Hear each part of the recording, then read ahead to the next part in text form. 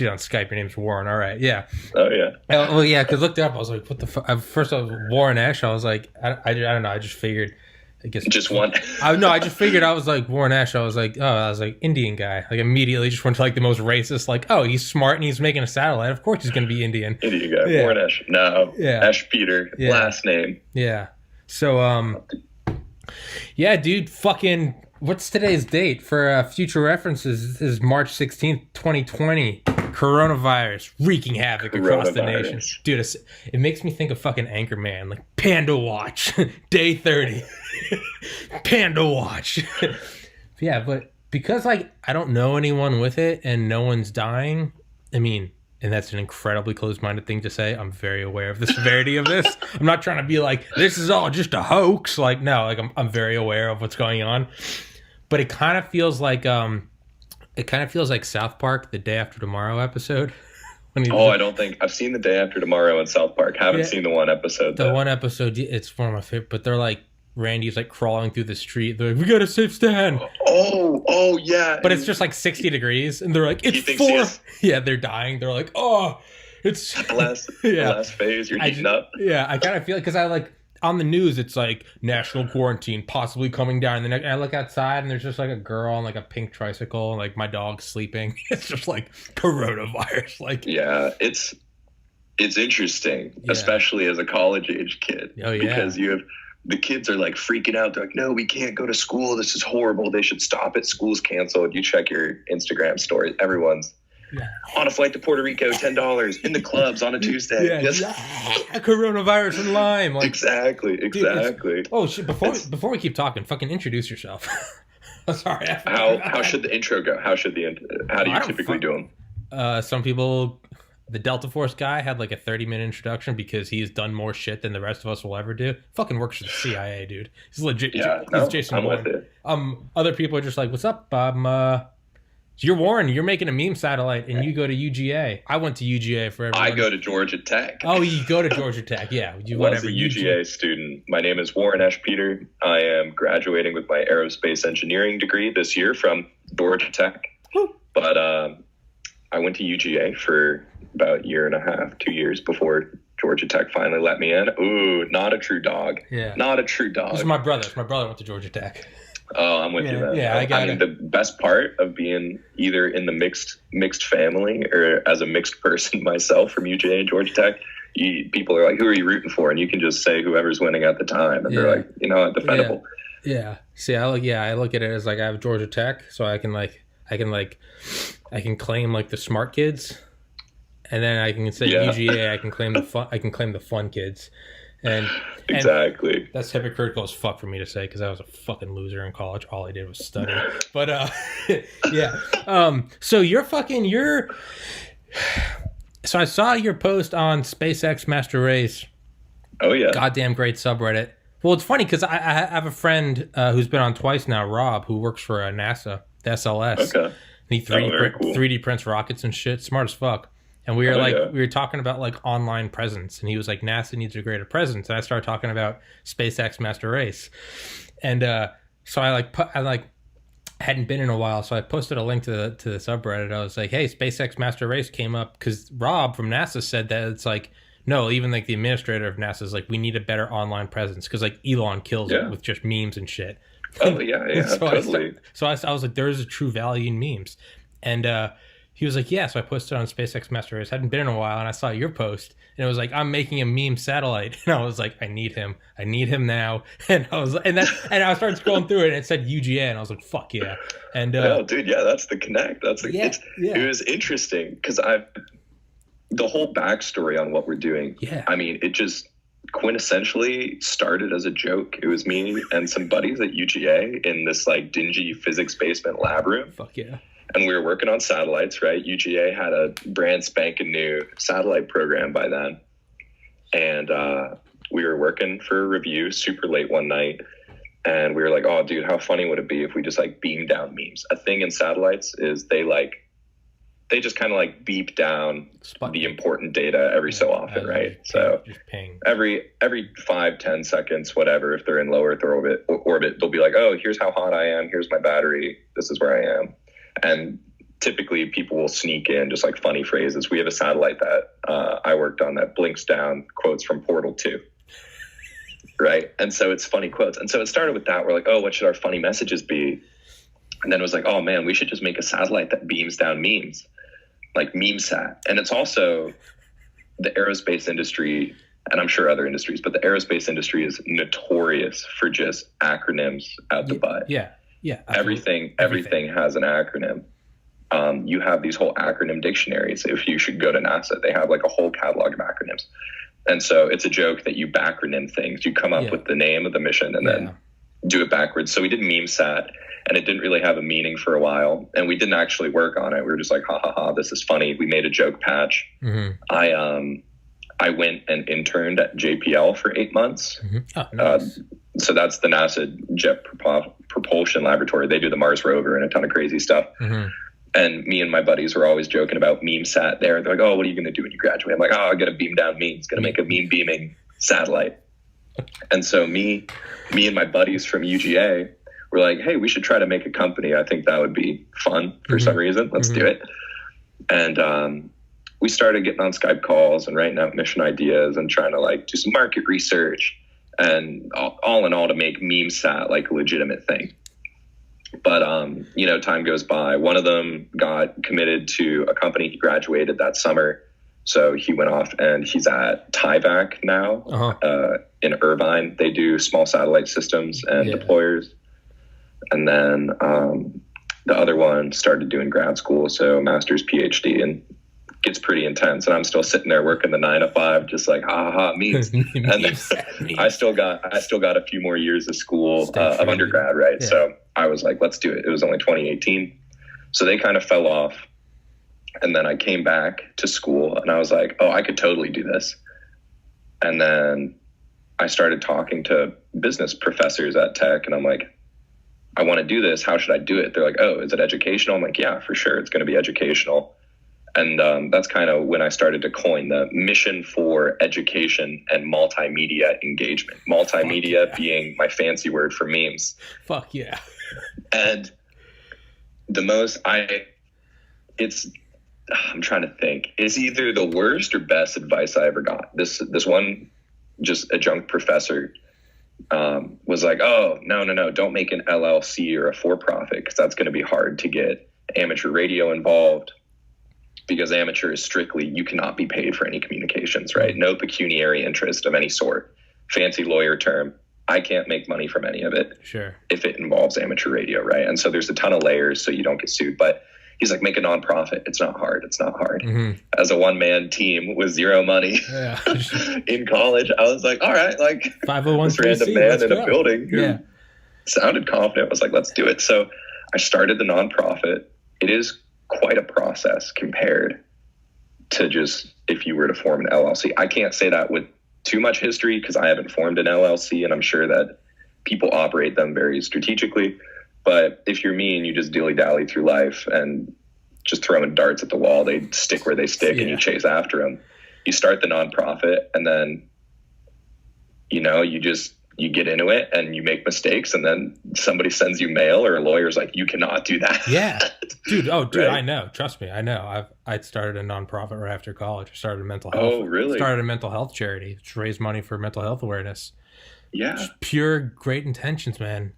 Fucking might have been a couple months before I was getting like weird letters and shit. I was getting phone calls and I was like, yeah, man. Like you, man, I was just kind of freaking out. I was like, what? I don't want any of this. This is why I did nonprofit. So I wouldn't have to, because in my mind, I was like, it just means I don't have to deal with the real world, right? Like, yeah, exactly. Keep all the guys if I can get tax exempt and people can write this off, I'm like, this is just free money. Yeah. But it's not. It does not work like that. Yeah.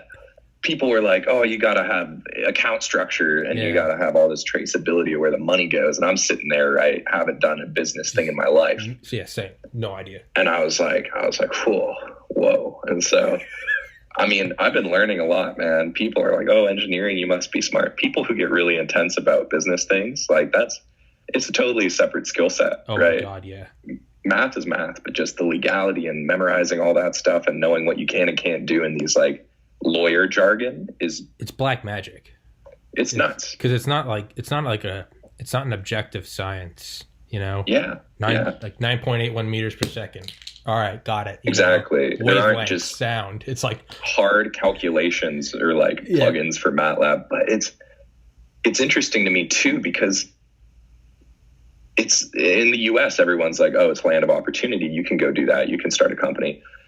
And in my experience, it's almost been like, oh, you can do it if you can pay someone to do it who knows what's going on. Mm-hmm. Which isn't, I mean, I'm a friggin' college student. Do I have money? No. I share a bedroom in a house in a kind of ghetto part of Atlanta for zero money. I sleep on the floor. Yeah. This is a nice room. This is my girlfriend's house. Oh, whoop. This is my girlfriend's house. She has stuff around. Like, she has furniture. My bed's on the floor. I don't have a TV. I just eat a lot of ramen and oatmeal in bulk. Yeah. And people are like, oh, just go pay a lawyer $5,000. I'm like, that's really hard to do when you don't have $5,000. And until you do that, you can't pay someone to figure it out for you, right? And there's no way to make the $5,000 without having the lawyer. Without having the 501. Like, no one's going to give money to a charity that says we might become a charity one day. And they're like, well, if I don't have a guarantee, like, I'm not giving $5,000 to a stranger. So I've been bootstrapping it a little. But the thing, I definitely just went off on a tangent. The thing that freaks me out is... there's, just so you know, there's no fucking structure on this podcast. There's no, like, let's say on the... Dude, I've had people on... Dude, I had on a guy that operated U.S. drones, right? Like, Predators and shit. Yeah. Dude, I think we talked about, like, if artificial intelligence became, like, an anime freak for, like, 3 hours. There's no fucking... Dude, he can talk about whatever. All right. It's a loose category. When I get someone that does does X, Y, and Z, it doesn't fucking matter what we talk about. So keep going. But the final point to that is just, everyone says land of opportunity, you can do it if you can do it, but doing it from the ground without having that background. And I was handed like a very good deck of cards in life, right? No, so it's nuts, because you go look at this paperwork that's mandatory that you have to do for everything, and just the terminology on it is crazy. And it's like, you need to pull someone in who doesn't have a PhD in this, and it isn't super official, because like, you don't need to be using these huge 12-point vocab words. I need it in prose. I still misspell forms of there, right? I can build a rocket, I can build a satellite, but I need to fully understand this stuff if it means that people are going to come back and attack me for it if I ever make money. Yeah, absolutely, dude. Yeah, and I've had an experience where I've called the Secretary of State's office for the Charities Division to ask about a form. And I'm like, oh, hey, I'm on this page looking at this paragraph. What does that mean? And the person was like, that's a tough one. And I'm like, what? You guys did this? And they're like, yeah, just do what you think and you'll be good. I'm like, I'm pretty sure there's a fine if I don't do it right. And they're like, nah, you're cool. That argument doesn't hold up in court. I did what I thought was... Yeah, I'm like, dude, I need a transcript of that phone call, because when I get reamed out for submitting the wrong thing, it's going to be terrifying. And I called, I tried. I'm like, hey, what do I do? They're like, I'm not a lawyer. I can't give you advice. I'm like, you run the form. You know exactly what I need to put down. Yeah. So it's interesting, but it's like a strange means to an end to just put memes in space, you know? I'm completely behind it. Yeah, no, I think anyone outside of this conversation might go, that's weird, but not me. Dude, you say it to me and I'm like, no, I completely get it. I completely get, like, fuck yeah. To me, that's not strange. To me, that's like one of the only things in life that like does make sense, is like I told you, and I've said on this podcast a million times because I'm a fucking broken record. I got into medical school out of UGA, but I decided not to go, man. And it's, so like whenever I kind of get like a sideways glance, like, you had the opportunity to be an MD and you have a podcast? Like, you have a podcast that's like marked by piss breaks? Like, to me, it's like, at first it's like, yeah, no, this is all for fun. But then over time, it's like, what the fuck is the purpose to anything other than just like pursuing what is important? Dude, I had a friend from high school who, a year younger than me, is 28. Today's Monday? So yeah, today's Monday. There's 2 weeks ago today. 28 years old, dropped dead, cardiac anomaly. For real. Well educated as fuck, good job in Atlanta. Done. to me, life's a blip, dude. You gotta that's what it's, you gotta do what's important to you, so because there's not going to be another time. Exactly. So for me, it's like, it's the stuff that may seem like funny is like, I can't figure out, like, well, I can't decide, like, what the fuck is more important. Even right now, coronavirus, you know, it's really got to be like 80 and above or have respiratory issues for it to be, you know,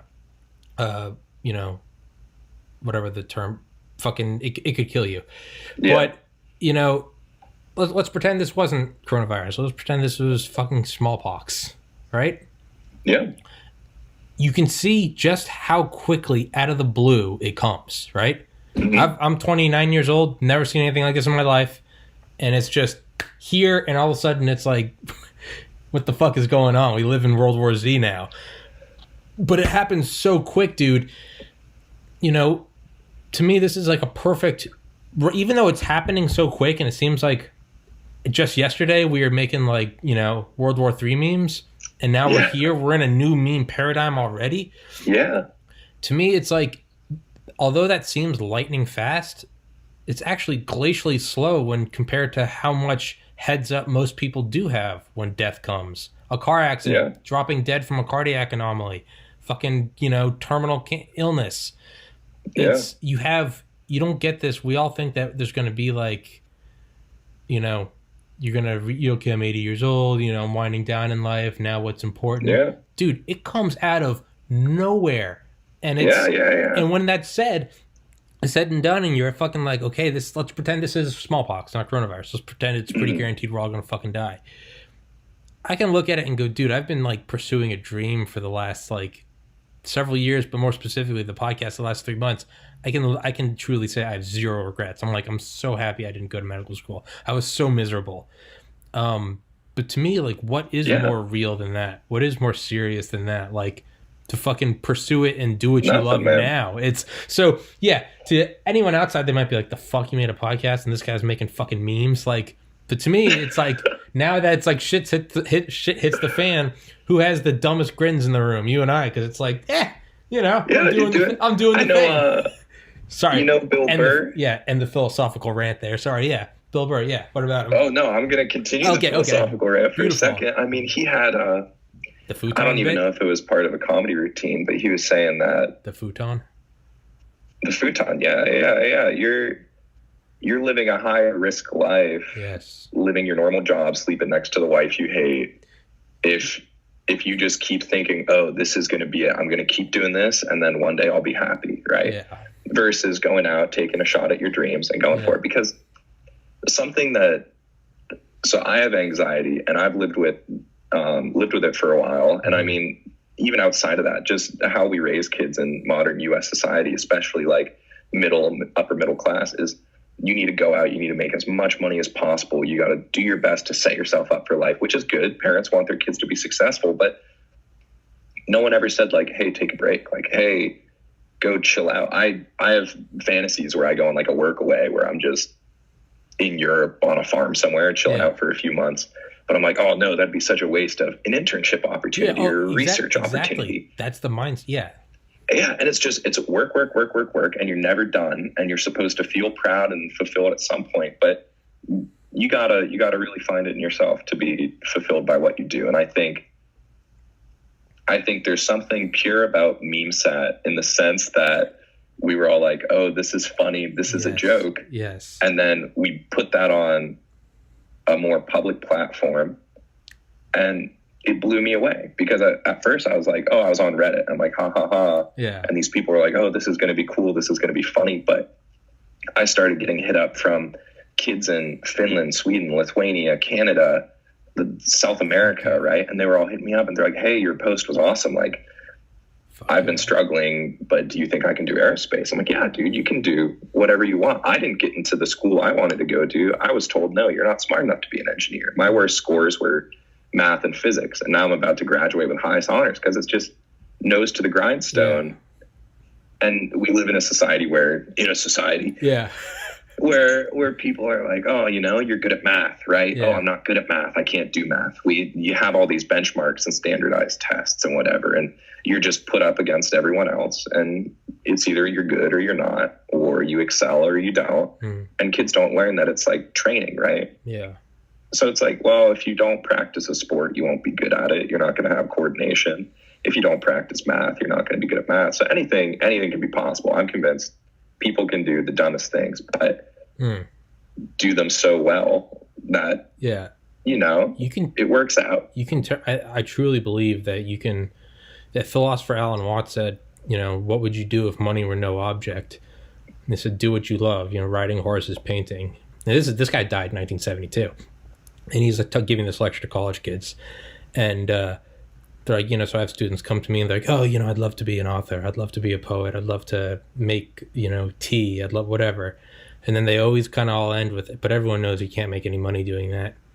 And and he goes, and so my advice to them is, do what you love and forget the money.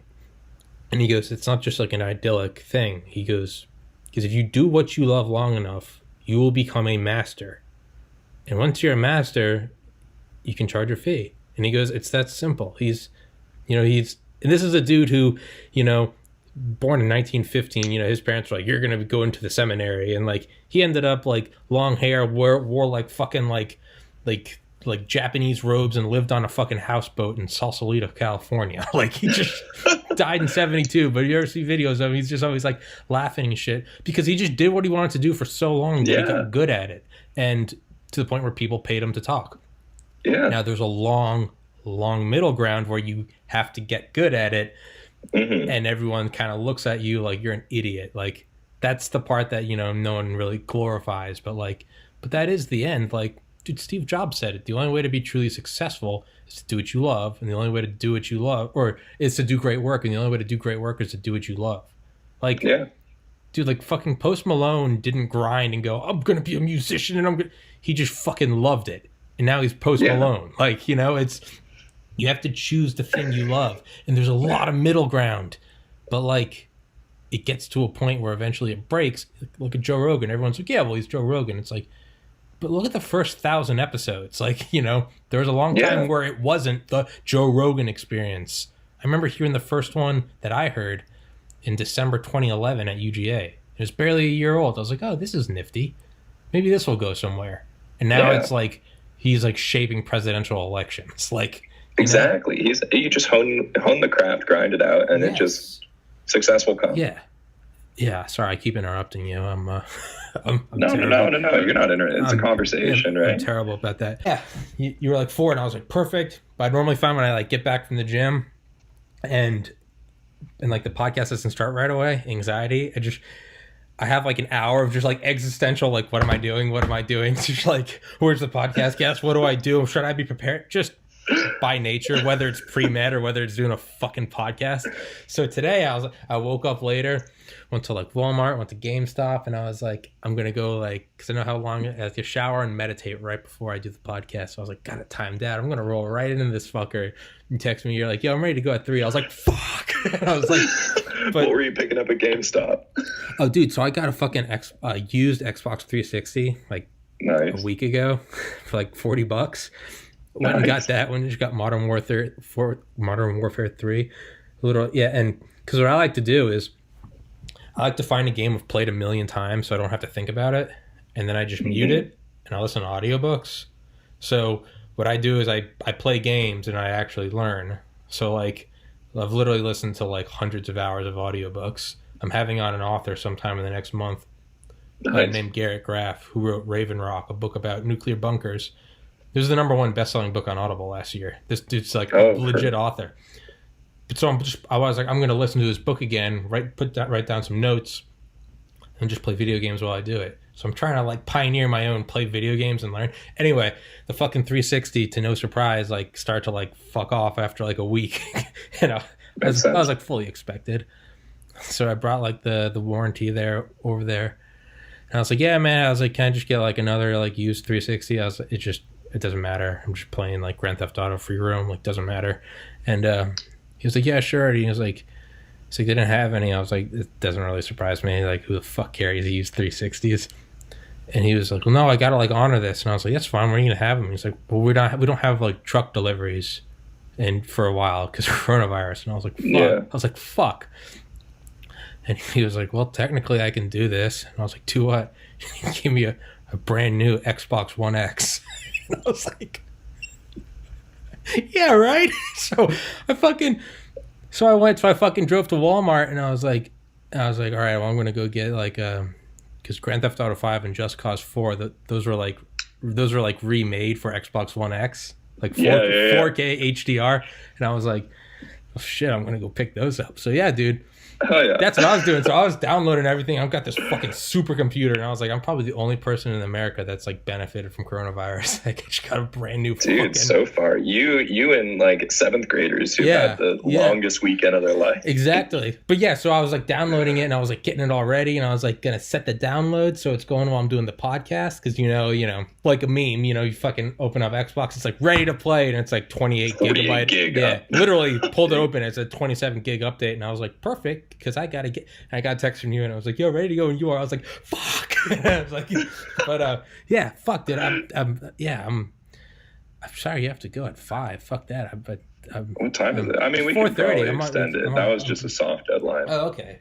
All right. We'll hang out. I wanted to set something up so I could back out if needed, but this is an enjoyable experience. Yeah, okay, yeah. No, dude, I totally, yeah. I'll have guests on sometimes, and I'll be like, I can only go for 45 minutes, and I'll be talking and having a ball, and they're like, yeah, man, you gotta go. I was like, oh, what? No, I was lying. Like, I was like, we can chill. Yeah. So I don't know. That was if I got bored. Yeah. That was, well, all right, thanks. If I'm sitting here with the clipboard, I'm like, and you wanted to build us satellites, and it's oh, so last night I listened to a JPL lecture on CubeSats, and yeah, just to sort of like actually know kind of what the fuck I'm talking about, even though I still don't. But fake it till you make it. Yeah, fuck yeah. So like what? So like so for anyone listening, a CubeSat is just like a really fucking tiny satellite, and it's basically like an economical way for anyone to launch shit into space. And I didn't know this, that they sort of hitch rides on bigger payloads. Yeah. I thought they had their own spec, but that makes sense. It's all about the economical. So now there's actually this whole market of these, I'll call them, I don't want to call them miniature SpaceXs, because if they hear this, they'll get upset. But you have your big private companies like SpaceX and Blue Origin, right? That are doing the big launches. They send big payloads to space. And then CubeSats can hitch a ride as secondaries, because NASA or someone will pay for, the DoD will pay for a launch. They'll put their big $300 million satellite thing on the top. And then they have, and they're like, shoot, how can we save some money? So they're like, oh, you're from college? You want to launch a brick? And these satellites are like, oh, I wish I had a model. They're the size of like a softball to a loaf of bread. Are the most common sizes. Use a microphone. That's perfect. Yeah. So softball to a loaf of bread, and then you can kind of rearrange them. So they come in units. They're called U's. So you get your 1U, which is the softball, 3 of those stacked together, 3U, and then you can have 2 3U's, make a 6U, and then the biggest form factor where they have deployables made for them, like you can get launched, is a 12U. So it's just 2 of these big loaves of bread stacked. But CubeSats were essentially designed in the 90s. And the form factor got pretty popular because it's, I don't want to call it cookie cutter, but it started where people would make them in like different form factors, and then people started making deployers for them, right? You have nano racks with a deployer at the ISS, and they're like, oh, we can only launch if you fit these dimensions. So explain that to everyone listening. Because I would like to think in my enhanced intelligence that I know what you just said after listening to that lecture. I know what the ISS is, but there's some people listening right now going, what the fuck? So, nano launchers from the ISS? Like, I thought these guys were talking about memes and dicks. Like, you got so you have these big spring-loaded boxes, right, that you shove your satellite into. I'm trying to think. It's like JPL guy said it's like Jack in the Box. It's like a jack in a box. Yeah, you have this thing spring-loaded, torqued down, and then the door opens, it deploys off with the spring, and that's how you eject your satellite out. And they have a big, essentially like a commercial grade deployer box that can launch a bunch of satellites, just like load them up like a pellet gun, attached to the International Space Station. CubeSats are extremely popular to launch from the ISS because the ISS gets refueled a bunch, right? And they have some mass to kill when they're getting food and trash back and all that. And so they put some educational missions on. And NASA has a couple programs that we're trying to take advantage of, and that a lot of university groups and hobbyists take advantage of. They're called CSLI, which is the CubeSat Launch Initiative, and Alana, which is the educational launch of nanosatellites. And so CubeSats are nanosatellites, which, like the prefix, is like much, much smaller than a traditional satellite. So people are often like, how big do you think the typical big satellite is? Well, for a while, I always just imagined them the size of like a DirecTV dish when I was little. But I actually got curious about that last year, and I was like, I wonder how big these are. So I started listening to some books on the NRO and like the early spy satellites. Oh yeah. Ironically enough, Corona wasn't one of them Corona? Isn't that the first program? Oh, now really? I'm not sure. I don't remember. Now we've come. It's Corona and then Keyhole, but now we've come to Corona, so that's fucking full circle. Full circle. The memes are writing themselves, but yeah, dude, I was learning about them and they're fucking huge. Some of the spy satellites are goddamn. And everyone knows like Hubble telescope, the size of a school bus. Like it's almost like that, and like the mitochondria is the powerhouse of the cell. Like the big yellow one's the sun. Yeah, but it's some of these things are fucking huge, and I never knew that. So yeah, to answer your question, is that correct? Yeah, some of them they unfold. Yeah. Some of them, the bigger ones, are the size of a school bus, and then that's when they're stowed, right? Yeah, and then they deploy these huge antennae or these huge long booms for solar panels or magnetometers or something, whatever you're doing instrumentation with. And so it's a crazy concept that you go from that, and they still make satellites that big. The technology is crazy good now, right? Yeah. And so there's stuff you've never heard of that's completely classified. Absolutely. So there's a famous public satellite called Worldview, and it's an imager. It's this huge telescope pointed at Earth, and it gets a spatial resolution of something like 30 centimeters per pixel.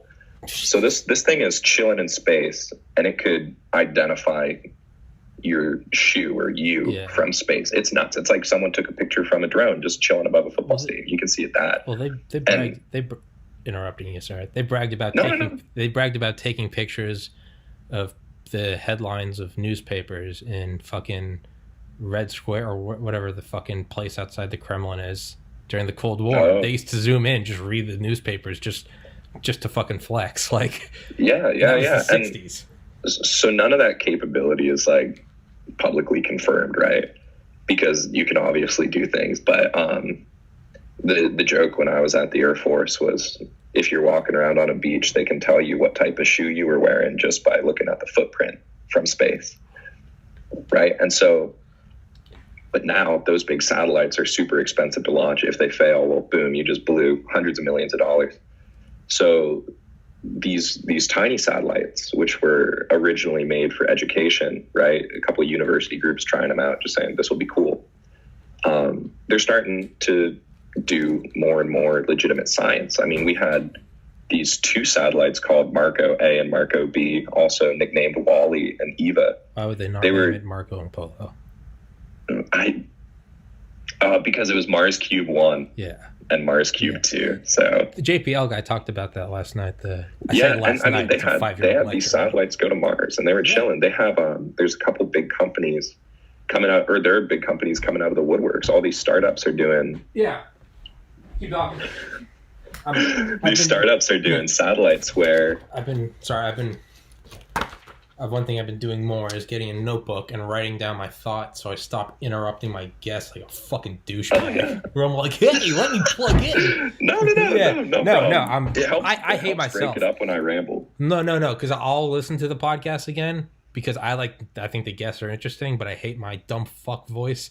And whenever I'm listening, I'm like, stop interrupting, asshole. someone telling like a dope story, and then you hear like, yeah, well, one time I was Googling, and I'm like, fuck you, Tommy, you piece of shit. So yeah. So you said a bunch of companies are coming out.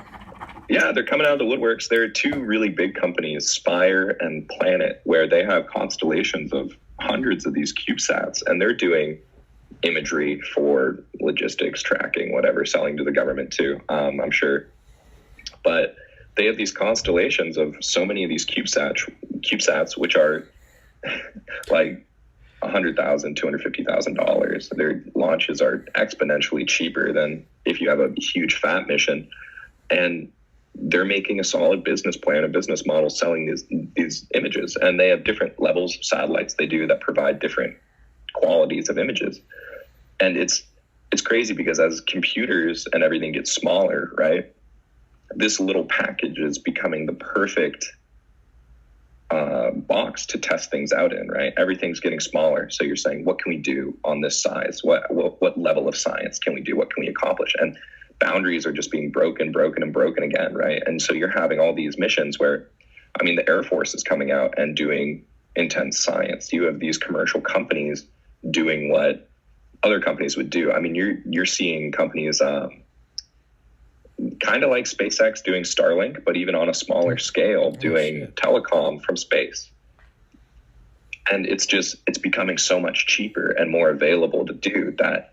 I mean, there are high schools and private middle schools where they're getting kids to put parts of a satellite together and send them to space. And it's beyond it being a great platform to really, I think, kickstart the aerospace revolution in our society now. It's really just allowing people from backgrounds where they might say, oh, I'll never do X, I'll never do Y, like rocket science, right? You can bring that down so many zeros in price and start bringing it in front of them and say, no, you can. You're working on it now. You're doing it, right? Like if I got into college, I got denied from aerospace. I finally got in. I was over the moon. People were like, oh, you want to build a satellite? And I'm like, I can do that. And they're like, yeah, dude, come on. We're making poop jokes and memes. Yeah. And I'm like, haha, NASA gave us $250,000. And this is what we're doing. Yeah. And it's crazy because it's such, when you talk about space in any capacity to kids, to adults, anyone who's not in aerospace itself, they're like blown away. They're like, oh man, that sounds so hard. Everyone's in awe, right? The Big Bang Theory is a show about these theoretical physicists and astrophysicists that are just nuts and weird, right? But if you go into aerospace engineering, it's normal people wearing normal clothes and t-shirts and listening to rock music, putting this together. Yeah. And it's like if you told me to go fix a car's engine, I'd be like, no way, Jose, I have no clue where to start. I couldn't do that. Yeah. But, you get trained in it for 4 years. It's not your crazy rocket science hard. It's just normal hard. Yeah. And a lot of people don't realize that. So CubeSats are taking this crazy thing of putting something in space, right? Going to the final frontier and doing rocket science. And they're bringing it to such a usable platform and such a wide audience that you're starting to see these K through 12 schools get involved. And I think it's awesome. That's because insane. That is awesome. You're really just breaking down the boundaries that we've put up around these kids saying, you can't be a rocket scientist. You can't be, anyone can do it. Yeah. Yeah. So it's really, it's been and NASA's enabling you too, right? With these free launches and stuff. And so it's been an awesome experience to be a part of that and see it grow. And I think it's going to be really, it's a turning point right now. Because through the 2000s, there weren't that many CubeSat launches, and it's kind of rising exponentially, where in 2018, we saw a couple hundred. In 2019, we saw even more, and it's projected to go into the thousands in these next few years. Fuck yeah. And these are just these little boxes of bread beeping, doing science, doing important science too. And, just getting kids ramped up in space. I think we've done a lot of what we can as far as, I don't want to say what's on the ground, right? But for us to continue developing, I think a lot of what we're doing has to be space-based and pushing the boundaries of how we can move around and achieve things in space and learning about that environment. And I was talking to some science teachers, and I thought it was really interesting because when I was in high school back like 6 years ago, all these teachers started doing computer science, right? Computer science was becoming this huge thing. And Arduinos and microelectronics were. And they're saying, oh, we're going to educate kids because, you know, making apps and knowing software is such a huge thing today. Like, you had the dot-com bubble, and then now everyone's making an iPhone app to get rich. Everyone's making games. Everyone's making websites. And so high schools would just get deep, deep into that. They're saying we are preparing our kids for the future. And talking to all these teachers now, they're saying, yeah, actually, we're planning to pivot in the next year or two, and we're going to start doing space-related curriculum. And I've had multiple high schools around Atlanta say this to me. And I was like, really? That's crazy. It's kind of niche. What's going on? You have the Space Force coming out. You're going to have exponentially higher funding in the realm of space and aerospace, either planes or spacecraft. Yeah. And with private companies like SpaceX and Rocket Lab and Blue Origin and Firefly and all these companies, you have this incrementally lowered cost to get into space until it's just going to be as easy as, I don't want to say like building a paper airplane, but it's going to be like an activity all classes do. Yeah, it seems like it's getting there. Something I wrote down was it makes me think of like high school like dissections. Remember in like high school you'd cut open a frog and you'd have your formaldehyde and you'd have your, but I mean, you know, opening up like an animal and being able to like, you know, look at shit in microscopes and stuff, that literally used to be like, that was like the apex of science. It was like, you know, there'd be like 2 microscopes in the world, and it was like, you know, it's back when fucking there was still kings and shit, and it was like, this is the future. Yeah. I was gonna say I'll send you a link to. You need to listen to "Accessory to War" by Neil deGrasse Tyson. He kind of touches on kind of the importance of getting everyone. I'll send you a link after. Okay. But it makes me think of that, or even something like, you know, organic chemistry at UGA. It would be like, you know, some of the shit we were doing, it was like, you know, fucking with like, you know, like spectroscopy or like IR spectroscopy or nuclear spectroscopy. And we were like, you know, you just have these labs designed to teach you how to use the hardware and, you know, the science behind it. And, you know, literally doing shit on a molecular scale with like benzene rings and heating shit up and doing all this other, you know, I sound really intelligent. But it takes these things that were reserved for like the upper echelons of, you know, like the temples of knowledge and research, and bringing it down to everyone, or even Google Maps. Think about like how classified the keyhole satellites were. The NRO was not recognized as there's a book I listened to about the NSA, and one of the guys there left the NSA to work at the NRO, and the NRO was brand new, the National Reconnaissance Office.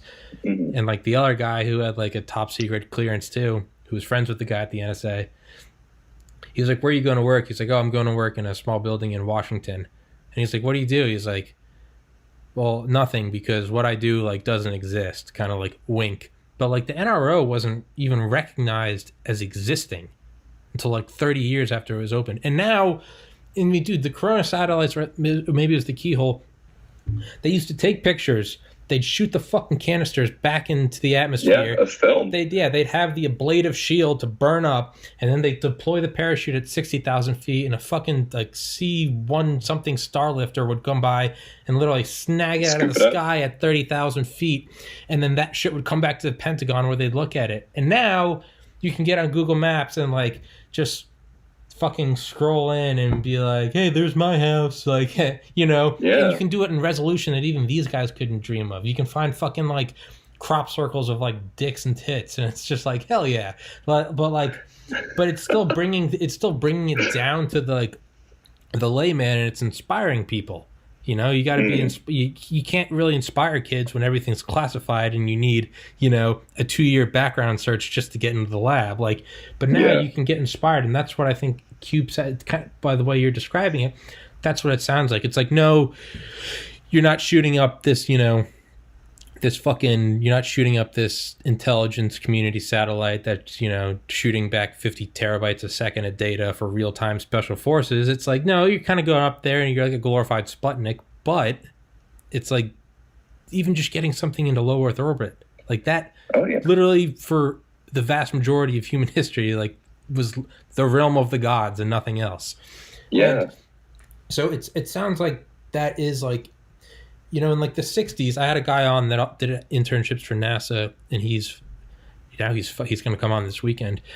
He's fucking developing robots that literally run off like your brain waves. This guy's building Skynet. He needs to be stopped. But like, but he's talking about how his favorite thing about it is inspiring kids to get into like STEM. Because he's like, you can't, you know, you can show them supercomputers or whatever, and it's kind of like, okay, whatever. He's like, but when you show them like transformer robots battling and we're just using our like minds to do it, he's like, that's how you inspire them.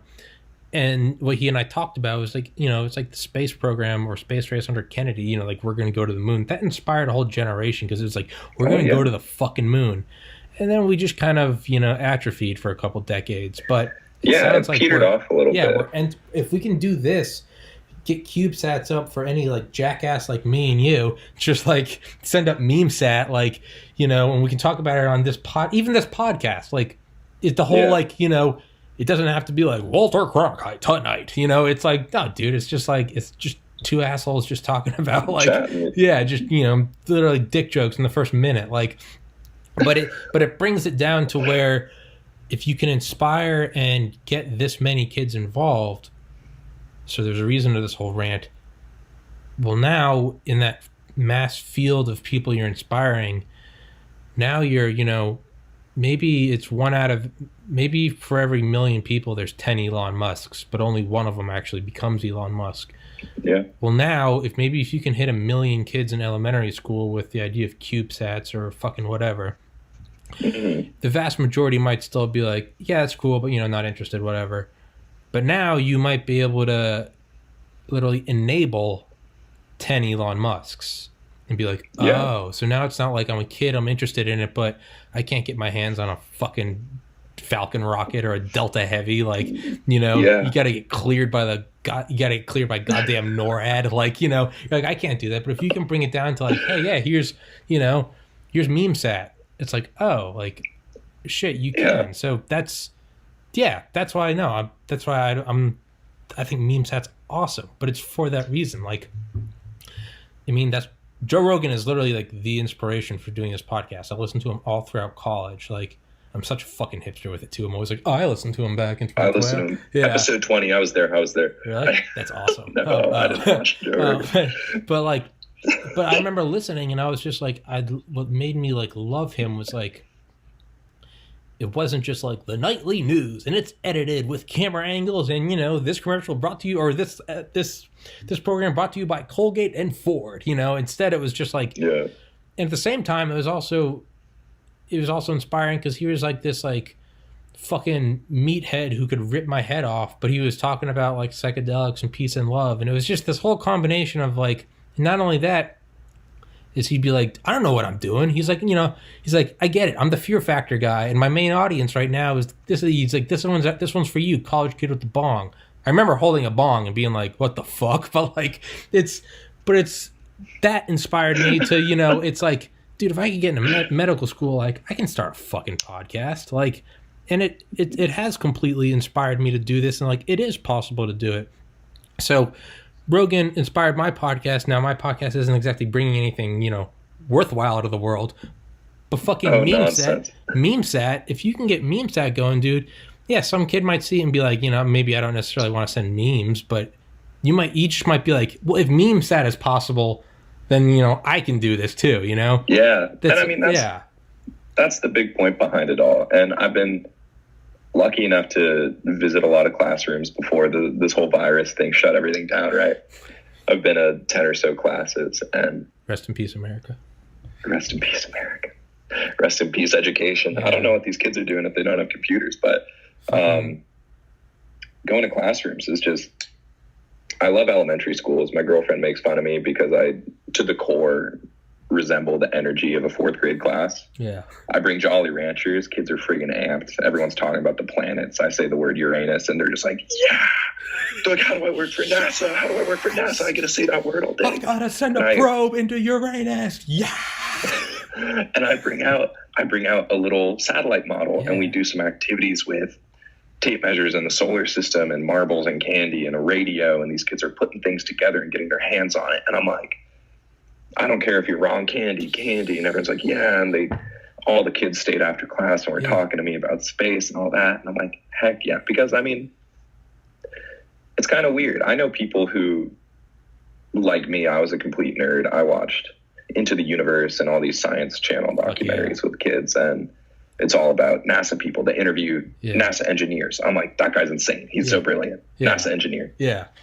And you go there and everyone's just a guy. And it's kind of funny because there are definitely people I know at NASA who use it as like a sarcastic hero status. Like one of my friends, Christine, works on rock climbing robots at NASA, and she loves rock climbing. And she started hitting up professional climbers on Instagram. And she's like, hey, if you're in LA, like, come over down to JPL. We got a rock climbing robot. It'd be really cool. And they're like, oh my God, a NASA engineer wants to talk to me about rock climbing robots. Yeah. And they're blown away. And I'm like, to these people who we think are awesome, like these pro climbers or these pro whatever, we're like, oh, I work at NASA. I build robots. And they're just like, whoa, no way. And it's kind of the same awe factor. And so when you go into classrooms, and it can't be that polarizing. You can't be the rocket scientist who's crazy and has Jimmy Neutron hair and is building satellites.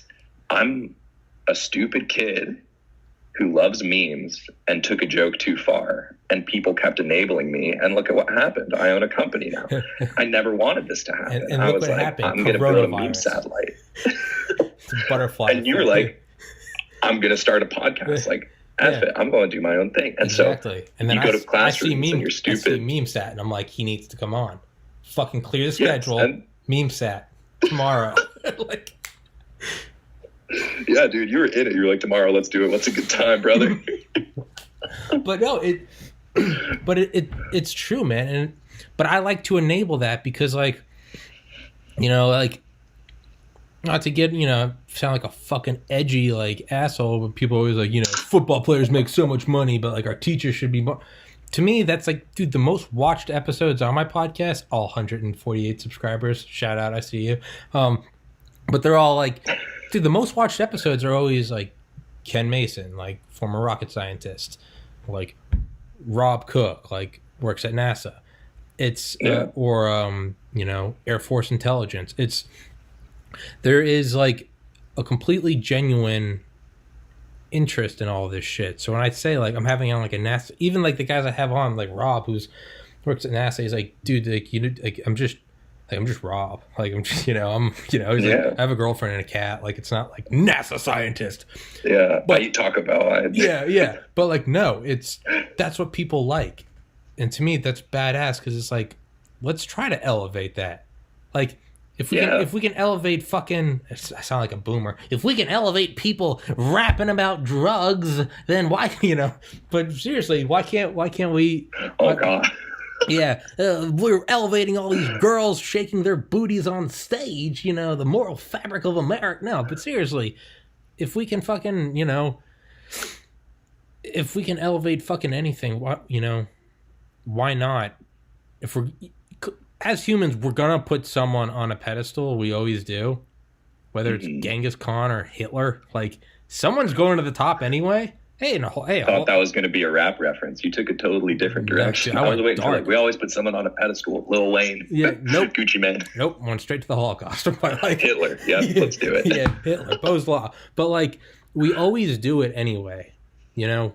So it's like when people say, like, athletes who try to, like, curb what they say, you know, they're like, I didn't choose to be a role model. But, you know, like, all these kids look up to me, so it's sort of like a responsibility. Like, I have to be a role model.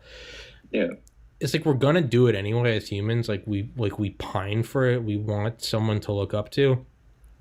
So why not build it around fucking science? Like someone's gonna take the spot anyway, instead of fucking Gucci Mane. Like, you know, I get it. Like ice cream paint job, like it's great, but what if it was CubeSat? You know, what if it was something great like that? Because there's actually going to be a benefit from that. You know, Yeah. If Post Malone came out with a hit song about self-isolation and quarantine right now, and you know how cool it is to not get coronavirus, like that's the way to go. The new trend. Yeah. When, albeit out of touch these days, like Thrift Shop by Macklemore, Fuck right? yeah. White rapper.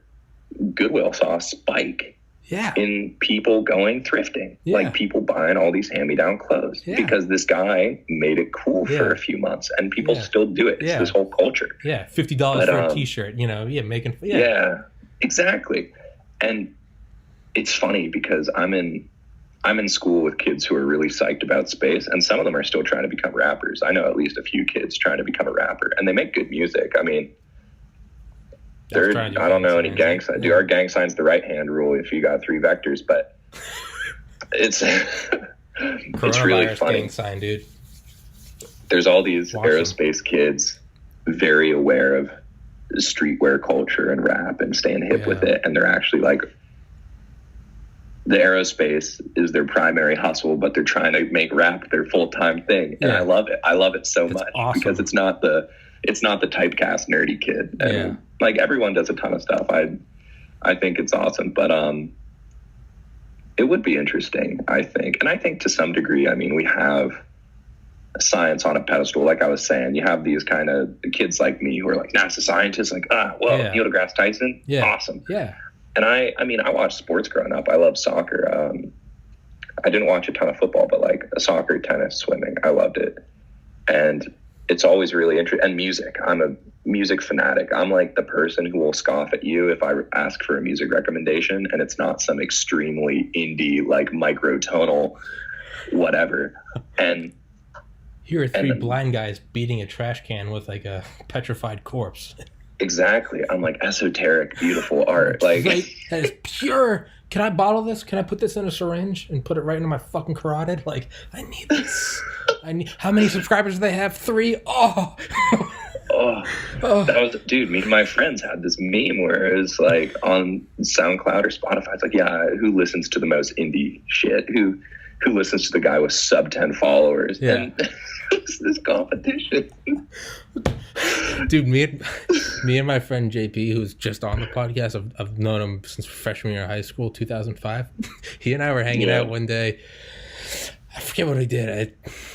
But whatever it was just, you know, a lot of intoxicants involved. But I remember we went on like Apple TV or something, and we were literally just like, we were fucking high as shit. We were like, fuck it, let's go to because we were looking at these movies. It's like, well, this one's rated higher than that one. This one's rated higher than that one. And we're like, I feel like all these ratings have got to be just like bullshit. It's all just like, it's, you know, whoever's getting money, hey, tell them this one's rated, this one's good, and you know, it's all fucking bullshit. It's all sellouts. Like, the only thing that is real are the bad ratings. They're the ones people truly hate. Yeah, because then people only rate a movie they didn't like. Yeah, I've never you only seen go out of your way to be like I never go into an app and I'm like, YouTube, great app. It's just because it just is.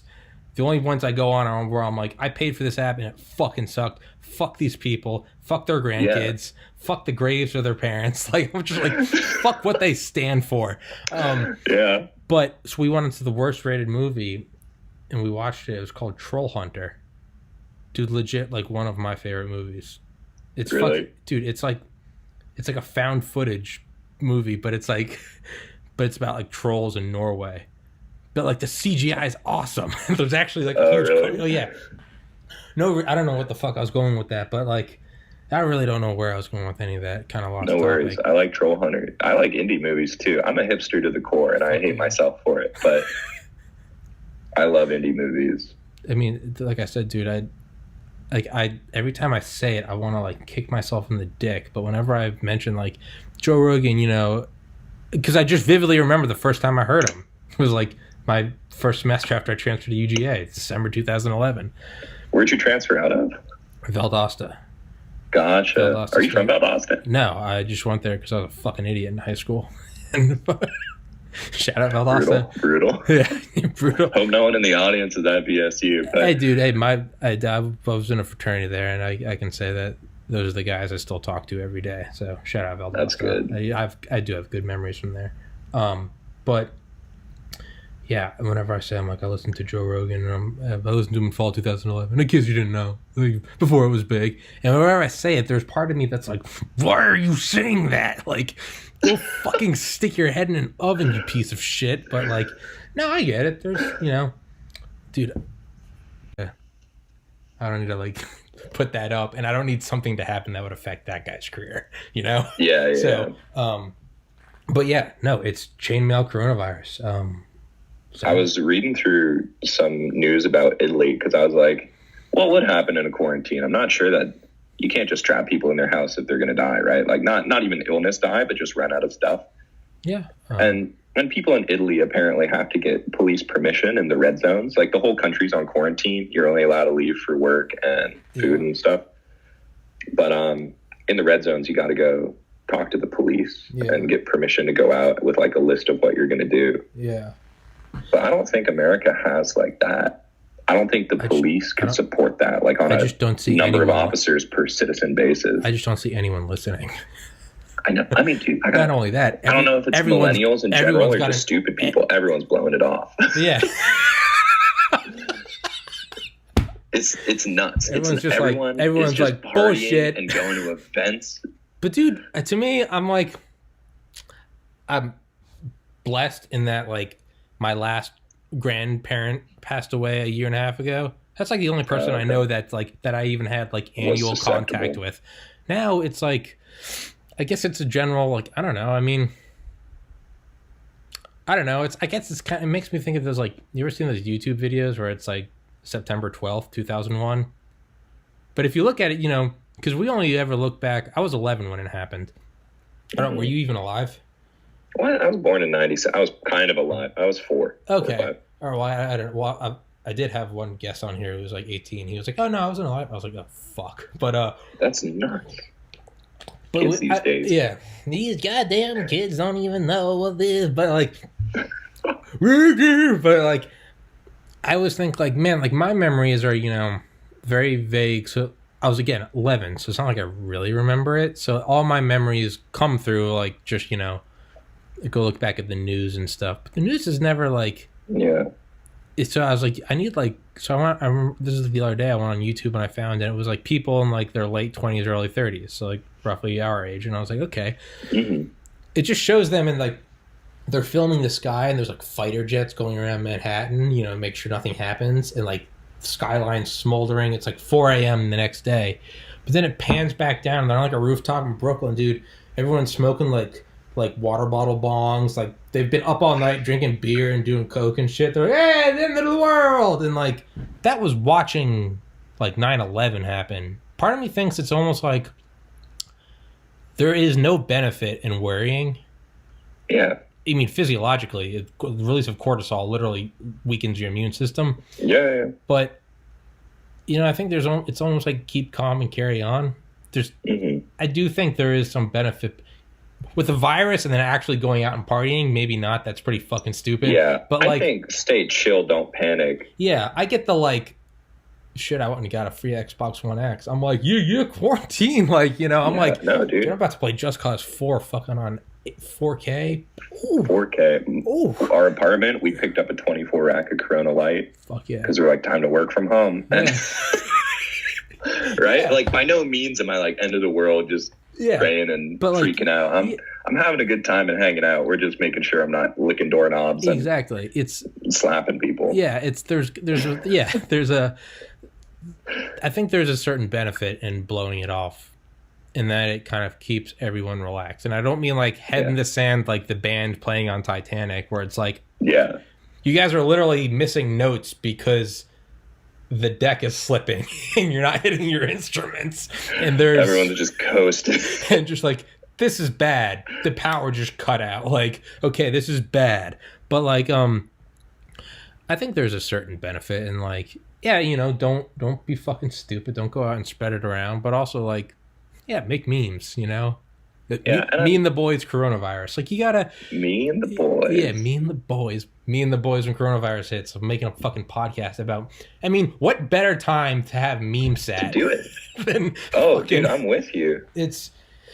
Yeah, dude. So to answer your question, not that was a request. I don't know if it's just we're stupid or just ignorant. I guess now's It's the a little time bit to of both. It's blissful. now's the time to put all those suicidal like memes to test. You know, everyone that posts all the me in real life memes, like, let's see just how willing you are to go. You know, now everyone's freaking out, and it's like, oh, you posers. You posers. I just wish I would die. Awful. Now that it's happening, they're like, lock the doors. I'm like, nah, dude, through and through, I'm ready to go. I'm like, Bro, my roommate, right? This guy I share a bedroom with. I told him when we got our first case in Fulton County, which is where Atlanta is, right? yeah, And I'm like, Ruthro, what are we gonna do? This kid just turned 21, and he's like, I ain't worried, bro. He said, I've been living on borrowed time for a decade now. I'm like, since you were 11? He's like, I've done a lot of crazy shit in my life. And I'm like, dude, I mean, I guess live it right, right? Yeah, fucking go out. I've been living on borrowed time since I was 10. It's like, dude, you're 10? My dad had a similar answer. I'm like, oh, man. But, it's good in a sense. I think I don't like the panic, but it puts everything in perspective now. It does. Right? Like there's some good paradigm shifts where people are like, wait, I can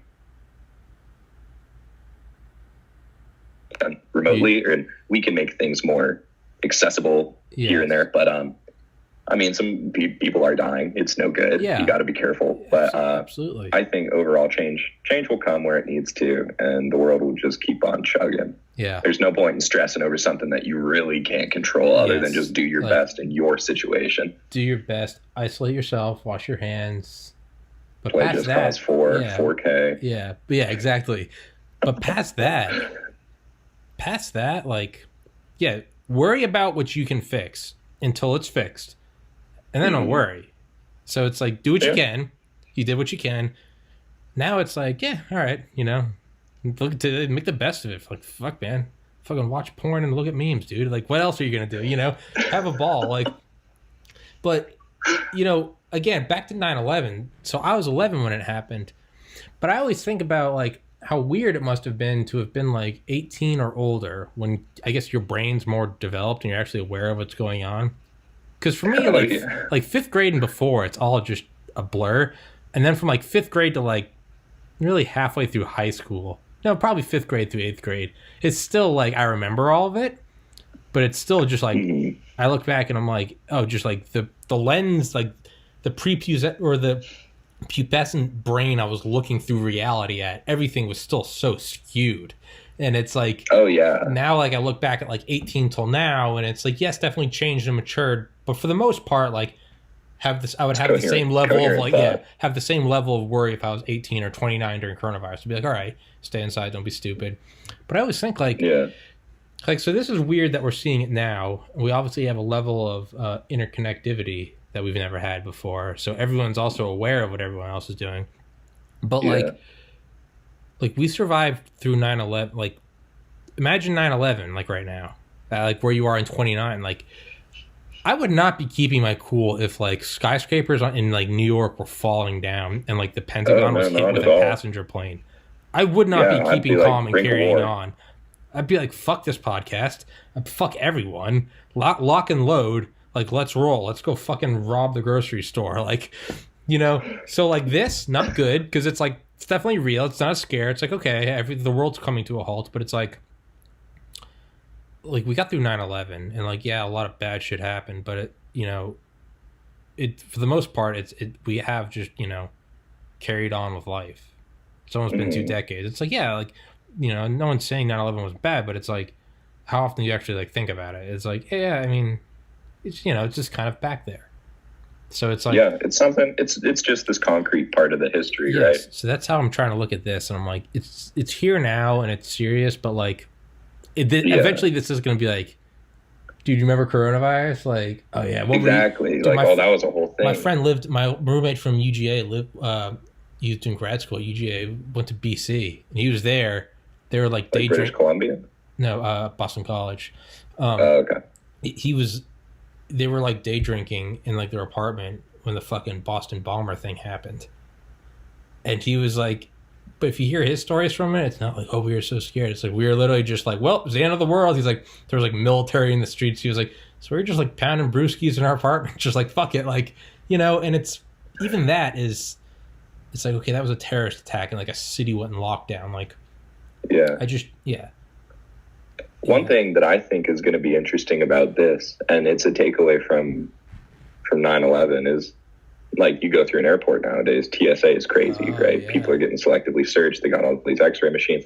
So I wonder what the response is going to be to this, because it's not going to be as niche as that, right? Like, yeah, you wash your hands and don't touch other people and cover when you cough, but like, I feel like something's going to be mandated after this, because it's going to be like 50 to 70% of people get infected over time, right? And it's really just controlling how fast the spread is. But there's got to be something going on where a decade or a few years after, the government or UN is going to implement something, right? And it's going to be to contain something like this. It's going to be really weird. And I was thinking about this yesterday when I left the gym. You know, whatever happens from this, whether it's fucking millions dead or whether just, you know, it did kill some people, but ultimately better safe than sorry. Whatever's going to happen from it, it has disrupted our lives. So there's going to be this, like, how do we make sure this doesn't happen again? And if this does happen again, how do we make sure we have a response in place? So 9/11, so what do we do? Right afterwards, it was like, we cannot allow people to get on fucking planes with knives. Like, we just saw what happened. TSA, great. Department of Homeland Security, great. Like, let's create that. Let's do increased war spending, great. We're going to go carpet bomb some brown people in the Middle East. Everyone's like, rah, rah, let's go. Enough time passes that it just goes, fuck the TSA. We got to get to the airport earlier. God damn. It gets to a point where we're just like, fuck this. But it's like how quickly we forget that, like, you know. Something horrible happened. In the lifespan of the country, 9/11 was yesterday when, 147 people jumped from the North Tower to their death. Like, you know, it was just yesterday that it was like we were watching people jump from a fire to their death on a sidewalk a quarter mile below. And it was like, you know what? Yeah. Maybe there's going to be some longer lines at the airport. Very quickly, we're going to have something that's going to come into place from this. And it's only going to be a couple years before it's like, fucking god damn it. Like, you know, we got to do X, Y, and Z or whatever. It's... Yeah.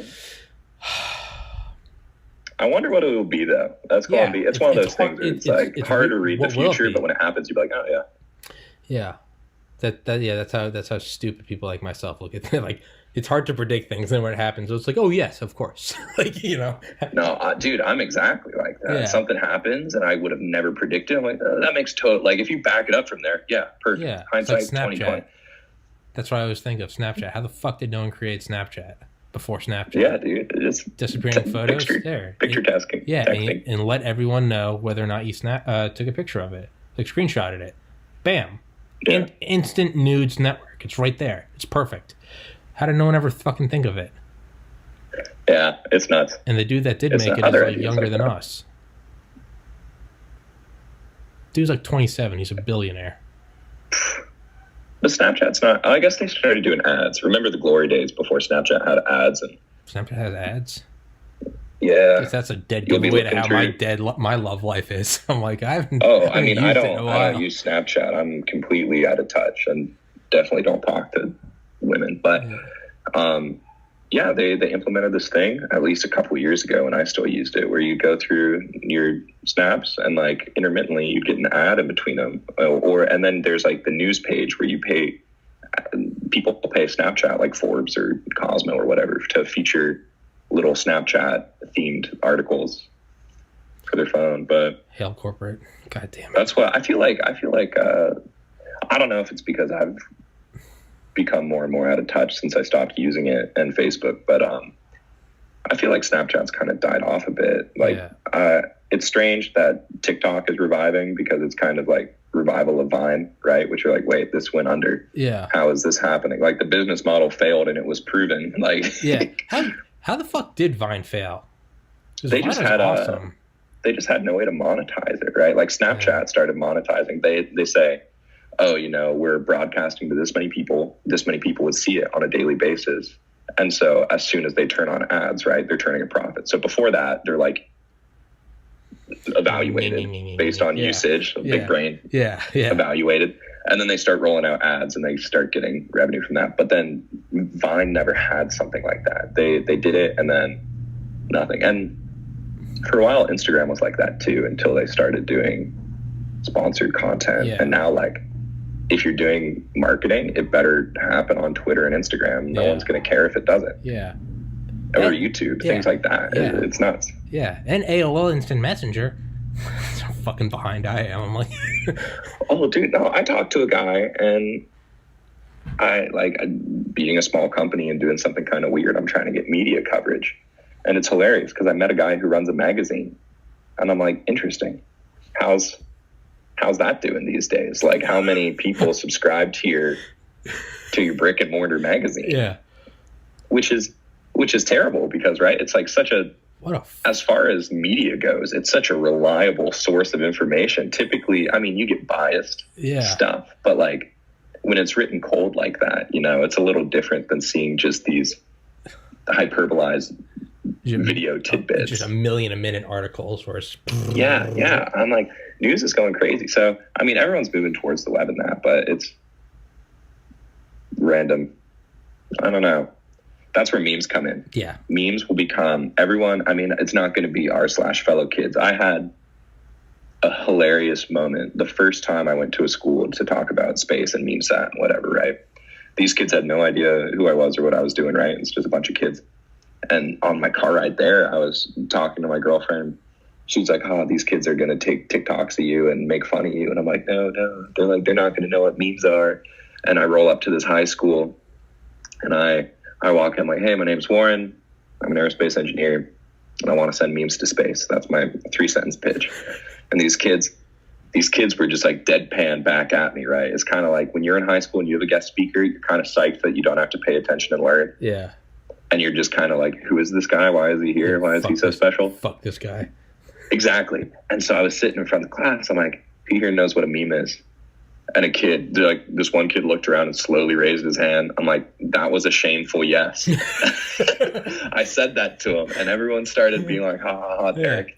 And then I'm like, but for real, y'all know what memes are? They're like, yeah, we love memes. Like, our homecoming theme this year was memes. And I'm like, that's kind of strange. But God, we're already if there's old. one concrete idea, if there's one thing holding meme sat together, it's that I can count on the young people loving memes. Yeah, it's meme. But it was so funny. I showed up to the school and I told them once they were like, yeah, we like memes. I was like, sigh of relief. And I was just like, I want you guys to know that for 30 minutes on the drive over here, I'm like, I'm going to show up and they're not going to know what memes are. And I'm going to be the old out of touch man at 22 who's just not with it anymore. Oh, meme satellite. That'd be like, have you guys watched the Nightly Show? Like, oh my God. Have you ever seen the so Beatles? Funny. Talking to like a more, or just an older crowd, right? 50s, 60s. Some people know what memes are, but the ham radio guys are typically pretty up and with it, which is hilarious for ham radio. I go to high schools and I'm just like, y'all know what ham radio is? And they're like, couple kids are like, yeah. I'm like, think of an easy way to pick up chicks. Now, not doing that as ham radio, but dude, ham radio motherfuckers, they've got the power right now, dude. Quarantine. You got to be technologically with it to do ham radio and have some sort of internet presence to really know what's going on. Cutting edge. They've been living for the federal quarantine. They're ready. They're like, dude, my uncle this is our hardcore time. Into it. This is our time. They're about. I do like DIY radio antennas for presentations at school because kids get to put it together and it's super easy. It's like a piece of PVC and a tape measure, and you can make a pretty powerful antenna to receive. And you can point it. I know where some repeater stations are around Atlanta, and I pointed one when I was testing it for my first time. I pointed one at the repeater station around Georgia Tech, and I was just picking up some amateur radio, and these guys, is middle-aged guys probably. They're like, yeah, so thinking about cutting the cable, it's just, I don't watch most of the channels, too many ads. This other guy comes on, he's like, yeah, I actually just moved to YouTube TV. Other guy's like, YouTube TV, what's this? Isn't that just internet videos? He's like, no, imagine live sports and other things you watch. And I'm like, listening to these old men have a conversation. And it's so funny because that's all the hobby is. I thought it was more than that. Yeah. It's just contacting people and meeting people and having conversation. It's social interaction for people who just are super into it. And so talking to high schoolers about it's hilarious. And I forgot my original point. Oh, old people don't know what memes are. And I love that, which is hard because you're trying to capture some of the older amateur radio guys as your donation audience, right? Yeah. These guys have the $1,000, multi-$1,000 setups, all these radios. Like, I'm doing something completely related to ham radio, right? I'm going to be beaming down memes on amateur bands. Anyone with a simple antenna that you can make or buy for cheap is going to be able to get them down with a radio the size of a USB plug that goes straight in your computer. And I go talk to some of these 60-year-old guys who aren't in a ham radio. And I'm like, yeah, I'm doing this meme sat thing. Like, I got a full-time offer from my previous job. And I'm just like, sorry, guys, I'm going to pursue a personal thing. This was really great of you, but I just got to try this out. I'll keep in touch. And my boss is like, what are you doing? I think he's like late 50s. His name's Ron. He's a great guy. But I'm like, I'm doing this thing where I'm building a meme beaming satellite to get people just like aware and psyched on space. You know, I'm going to do lesson plans. I'm going to do classroom visits. We're going to put stuff in space. It's going to be sick. He was like, memes? What's a meme? And then it was over email that we were just chatting. This part we did a little bit over phone, but over email, he's like, oh, Warren, I looked it up and I think I know what your memes are now. He's like, it's kind of like Dilbert, the old cartoon strips of the office guy wearing the tie that curved up. Yeah, I know what it is. And I'm like, sure, it's like Dilbert. It's sure, bud. I'm like, you completely captured the essence. Memes are Dilbert. Memes are just inside jokes that we share on like a society level. Public inside jokes. Yeah, public inside jokes. That's exactly what it is. Yeah. I love it. Some of the meme submissions I've gotten a few hundred, and I scan through them because they can't be wildly inappropriate. Yeah. I was gonna say, I was supposed to start work this past Friday at doing security at a bar, and for the first day I was supposed to go in, they're like, yeah, don't come in. I was like, all right. And they're like, there's like, we can't, like we're gonna like close down. There's no one's here. Everyone's freaking out. Oh yeah, I feel bad. I mean, anyone doing, like the memes, not even memes. These are just, you know how memes these days are just Twitter text and a picture. Those aren't memes. That's some low effort horse shit. Well, it's low effort, but it's like the typical image you see on Reddit or something. Yeah, some reaction. Yeah. But yeah, people are like, how are the day laborers, day-to-day workers, paycheck to paycheck people going to do? I mean, how are any mom and pop businesses going to stay open, right? You still got to pay rent. You still got to do leases. And I don't know. I laugh at it now because I'm like, what a terrible time to start a business where I go to school. I'm like, what a perfect financial climate to start a charity. Yeah. Everyone's going to have so much money and I can contact a ton of kids. Hey man, you're in good company because Elon Musk talks about really ramping up investment in Tesla in 2008, right after the recession. And he was like, I was trying to start an electric car company during the recession. It's stupidity squared. But it's stupidity squared. Yeah. Dude, Mark Manson, author of Subtle Art of Not Giving a Fuck, he talks about why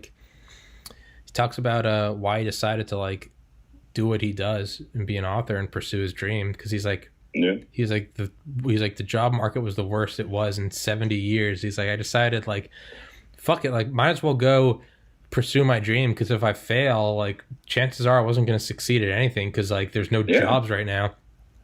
What better time to pursue it than coronavirus? It's like if I fail, I think everything was failing anyway. Like I'm taking huge advantage of it because I had all these like meetings and school visits planned, and I'm currently trying to get the like official charity status, right? Where the IRS is like, oh yes, you're a good guy, you're not a criminal, you have the account structure we need, and you follow our guidelines. And so I'm trying to get the official charity status, and like in this gray area between when you apply and when you get selected, there's a couple months, a month or two, if you do a certain format. And so with all the school visits being canceled and with my school at Georgia Tech being moved to online, I'm just like really getting to power through some of the business stuff, which is in all regards awesome. Like I'm not doing homework or having to drive around Georgia. I'm like sitting down and writing grants. I'm like, hopefully I can make money. Fuck yeah. Yeah, dude, that's how I'm looking. And I'm like, I might be able to get some podcast guests that normally wouldn't do my podcast. 'Cause I've Yeah, literally just been, everyone's going to be chilling out. well, I've been starting pitches like, hey, you're probably stuck in your home, so just like, I'm Tommy. Can I get you to do my, like, what fucking better way? Who are you reaching out to? What sort of people are you reaching out to? Well, I always tell everyone this. I get about a 5% success rate, so I reach out to everyone. And That's pretty good, though. Oh, yeah, no, I'm happy with it. But, dude, it's like last week I decided, I was like, man, I'm just going to fucking shoot for the stars. So I sent an email to General Mattis's secretary, former Secretary Is of that the Defense. Space Force? No, that's former Secretary of Defense. He stepped down like less than a year ago. And Okay. I was like, shit, might as well fucking have Mattis on. Like, this guy, like he is a meme. And their secretary, you have to pay Mattis to come speak. It's like $70,000 an hour. And I was like, hey, so I don't have any money, but I do have Skype. Do you think General Mattis would like to? And they didn't respond to me. So I sent another email like a week later, and I was like, can I speak to General Mattis for 30 minutes? And I won't bring up politics. I won't bring up like war stories or classified technology. It's just shoot the shit about being retired. And I got an email like an hour later, and it said like, he's very flattered and he laughed, but he said he's too busy at this time. And I'm like, well, at least I got like a response. Well, you got at this time. Yeah. Well, so I sent an email this opening. morning, and I was like, so I was on the treadmill. I sent an email, and I was like, if General Mattis quarantined, so I played it off like I have bargaining chips. I was like, if you could just let him know that the offer's still on the table, if he'd like to come on Tommy podcast. I know he's like worth $5 million as the former Secretary of Defense, but I just want to, float it to him. Just let him know that the offer's still on the table. I'm still willing to have him on. So businessman at the core. Yeah, dude. So I've just been emailing people, and I'm like, hey, so the nation's shut down. Like, what better time? So What's going on? yeah, That's sweet. yeah. One of my favorite things about having started a company is you don't know you're going to do it, but you become one of the world's best telemarketers. You just email marketers, right? I'm emailing every small satellite and space company in existence. Yeah, you master the cold call technique. Exactly, because I'm like, how am I going to get money? And I'm like, because you start thinking like, oh, I could crowdfund this, and I'm like, there's only 30 people stupid enough to think this is funny. And you're like, but if I tie in the big dogs, right? Yeah. Like, I mean, I've gotten aerospace companies to throw a couple $1,000 at me, and I've been blown away. Awesome. And this is before I'm officially a charity. So I'm a nonprofit, and I am a real company, but I haven't gotten my tax exempt status. And I'm like, hey, I know you guys are a growing company. You might be looking for tax breaks. I can't promise you one, but it would be retroactive. And we do things in STEM education and outreach that kind of align with what your company does. And if you want to get an outreach, like, let me know. I'm sure we can put something together. And I get on a call with them. And I mean, a lot of the times I'm not like a slick talker or anything. I'm not someone who BS's a ton. Yeah. And they're like, hey, what's going on? I'm like, oh, well, I've had this experience and I'm familiar with you from conferences and industry. And, I'm just trying to launch a CubeSat. I was wondering if you want to support us in lending some engineers advice during like a monthly review, or some funding would be great, or just using your engineers to go out to schools once a month and talk to kids about space, given our lesson plans that we develop. And a lot of them are like, what's the easiest of those three? And they're like, we'll give you money. And and it's so funny. I had if we don't get the NASA free launches for education, I've been thinking like, man, the launch is the most expensive thing. The satellite costs like $15,000 and another like $5,000 or $10,000 to make a flat sat version. So think of like, you have a satellite in space, but you need another one to test stuff on it. So you break it apart and you lay it out on a table and you test your commands and look for bugs, make sure no errors happen. Or if you get an error in space, you can troubleshoot it on the ground before you potentially damage your satellite. So it's not expensive. CubeSat's $10,000-$15,000 if you do it a lot from scratch. If you start getting pretty intense, it can be in like the $100,000-$200,000 range. But the launches are what's like $100,000. Yeah. And so I'm like, shoot. So there's a company called Rocket Lab that they're working on doing 1 a week launches of CubeSat payloads to like a couple 100 kilograms. Oh shit. And they're blowing up out of Huntington Beach in New Zealand. They're like pretty big on the map. Just CubeSats? So I think it's like, instead of a big satellite, they do a small sat payload, which is still probably like 50 to 100 kilos. and then they do a bunch of CubeSats as secondary. And they've like mastered the art of mass producing versus reusable. They've mastered the art of mass producing rockets. They got these world champion sailing ship builders to come do their satellite structure out of carbon fiber and composites. Oh shit. And then they ironed it out. They ironed out the design so it can be rapidly manufactured to support their 1 a week launches from New Zealand. And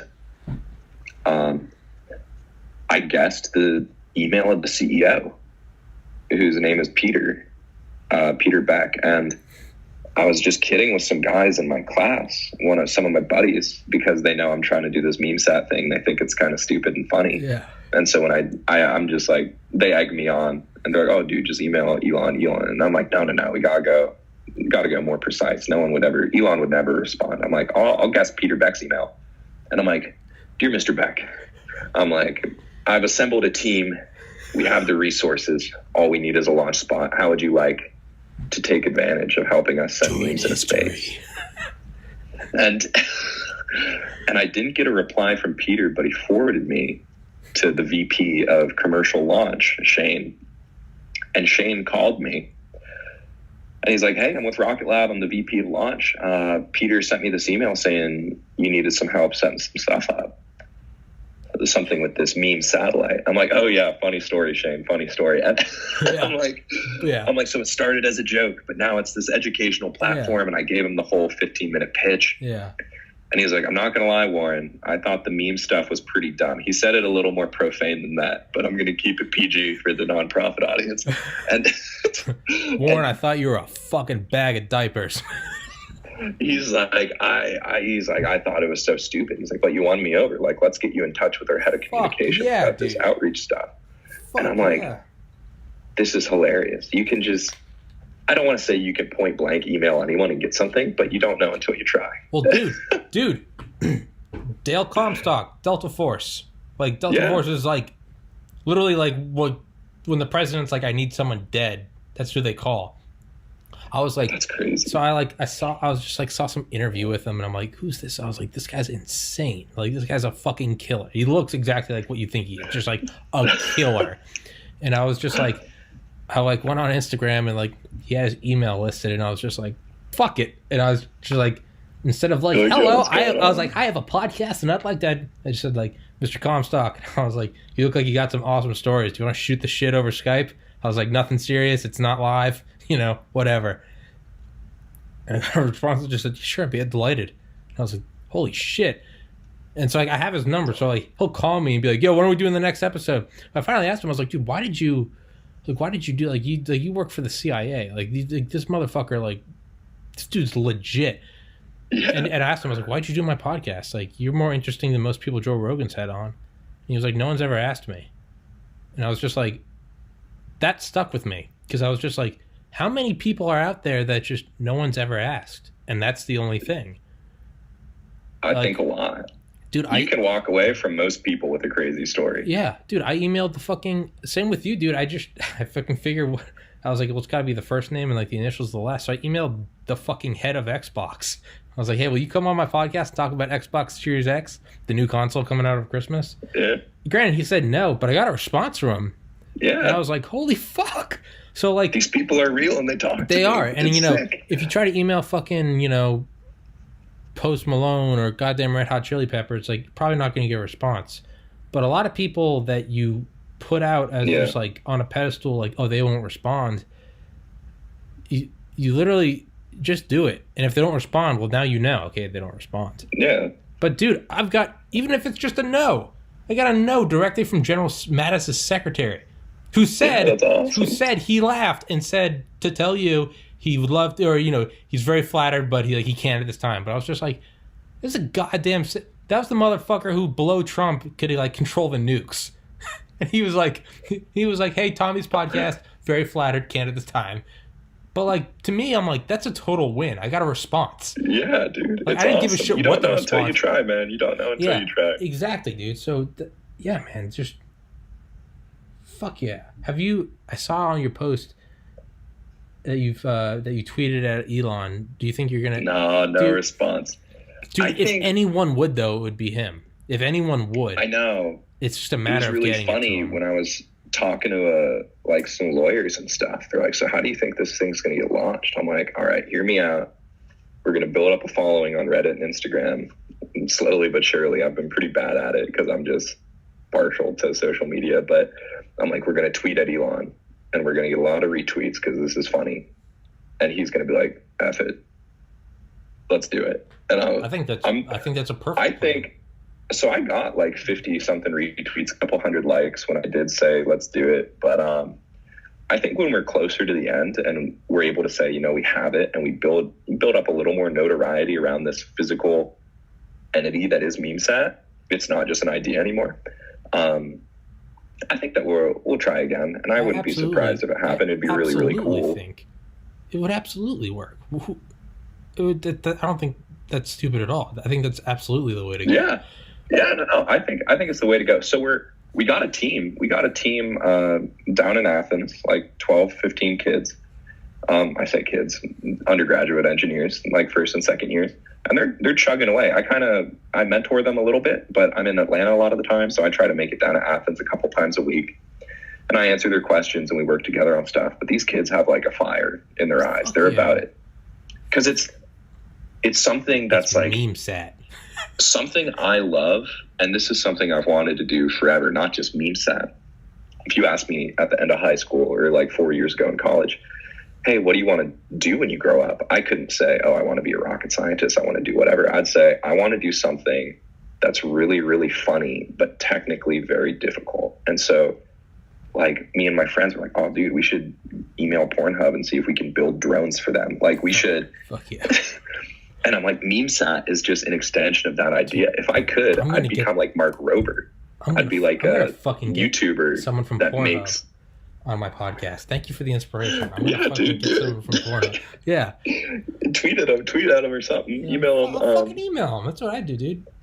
Yeah, but I mean, you reach out and you do these things. Like when Gucci Mane got out of jail, and he's like, "Hey, I'm looking for people to develop my Brick Squad label. DM me on Twitter. DM me your resume." And so I shot on my resume. I'm like, Gucci Mane, I don't know why you'd need an aerospace engineer, but if you want something that flies or goes fast, I'm your man. Didn't get a response, but I'm like, man, that would be funny. And so MemeSat, and I'm glad it reaches these kids in the same way, because some people are like, oh, cool, it's amateur radio, or oh, cool, whatever space. But the people that I think I connect with the most are like, ha, ha, ha, memes are funny. And then you think about it and you're like, this sounds pretty hard to do. Like, we're going to have multiple radio. It's all within 10 centimeters of each other, right? Yeah. And it's going to be as cheap as possible, cheaper than anyone's really ever done it before. It's going to have more memory, because like on your phone, right, you got like a 64 gig iPhone, something like that. In space, storage like that is extremely sensitive and extremely expensive. So you need your memory to be powered at all times. Otherwise you lose it if you use RAM, which is a volatile memory. If you want to use more permanent memory, it's very susceptible to radiation. A lot of things people don't know about space is that it's not just, oh, it's cold or oh, it's hot. There's stuff getting beamed out of all directions of the universe. Yeah. That's gonna frig your stuff up. It's gonna hit your board. It's gonna fry something. It's going to flip numbers. It's gonna flip ones and zeros in your software, right? You need things in place to stop that from happening. And currently, high capacity memory is like a premium for that sort of thing, because if you can do a bunch of storage that's radiation safe, I mean, your payloads can be better and whatever, but for our purposes, we're doing that research for memes, which is funny because it's this very industry applicable thing we're researching and going to be writing papers on. But it's our test data is a bunch of users submitted memes. And so it's like, the way that my company is classified is that I'm a research institution. I am a research institution, a charitable research institution, where I'm working with universities and we're doing like novel, groundbreaking space research, and we're publishing our findings and we're going to sell it, and we're just doing it in funny ways. I fucking love it. Yeah. So like, I don't know. I just want to be like a modern engineering comedian. Yeah. Dude, I think it's fucking brilliant, and I think it's gonna work too, man. It's we'll see. Because it's got the. If it wasn't MemeSat and it was just a CubeSat, despite how technically insane and interesting and impressive that would still be, the reality is no one would give a shit. Because it's like, hey, we're researchers from whichever medical school, and we're trying to make insulin made out of, whatever, cat food or whatever. Okay, cool. That'd be a neat AMA on Reddit that you'd click on for 10 seconds while you're shitting. But if you look at the top comments, you'd see if there's any funny comments, and then that's about it. Yeah. Whatever. First thing. But when it's, if it's, hey, we're trying to, hey, we're building an electron microscope, and we made Elon's face out of atoms. Yeah. Well, now you're going, oh, cool. Despite how insanely impressive the technology is, regardless, you have to have that Trojan coronavirus. You have to have that viral delivery mechanism. Yeah. And that, no. That's literally what a meme is. So it's MemeSat. I guarantee you there are a ton of people our age trying to put up MemeSats or satellites, CubeSats. And they're equally impressive. But the reality is they're more impressive. Yeah, but I would say less, because the reality is I don't give a fuck past oh, that's cool. We're taking donations. Okay, bye. But if it's MemeSat, all of a sudden it's like, hey, we're doing this thing. We're gonna shoot back dank memes. Now it's like, fuck it. All right, I'm on board. So I think what happened is, we had this idea and we're like, this is hilarious. And, you just kind of realize as you talk to more people, you're like, you know what, you can, instead of just doing this as a joke, because me and my buddies could all work for a summer and we could pull together 10K if we lived like we currently do. We could pull together 10K in our engineering jobs and just do this. But that's not as fun. That's not, I think the coolest part is the challenge and then using it to really make it a platform for something. Yeah. Right. And so it's like, oh, this MemeSat's hilarious. I'm like, but we can friggin' inspire the next generation of astronauts. Exactly. And I think that's the coolest part, is you can totally spin it and be like, make it wild. Yeah. Right. You can learn ukulele. Okay, cool. That's kind of a weird hipster white girl thing to do. But if you learn ukulele so well and then do something hilarious, like do this really intense metal cover of Chop Suey or some Megadeth song, people are going to be like, that's really funny. Yeah. That makes ukulele cool to me. I want to learn Chop Suey on ukulele. Exactly.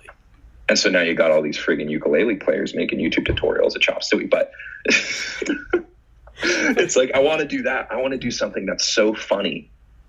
And I want to do it so well that people are like, that's kind of crazy. That's beyond how funny that is. That's impressive. Yeah, it's insane that they did it. Yeah. Yeah. So that's where we're at. And I think it's really funny because if you knew me, you'd be like, this kid is so stupid. Dude, it's the same with everyone. Anyone that says they're not stupid is a true jackass.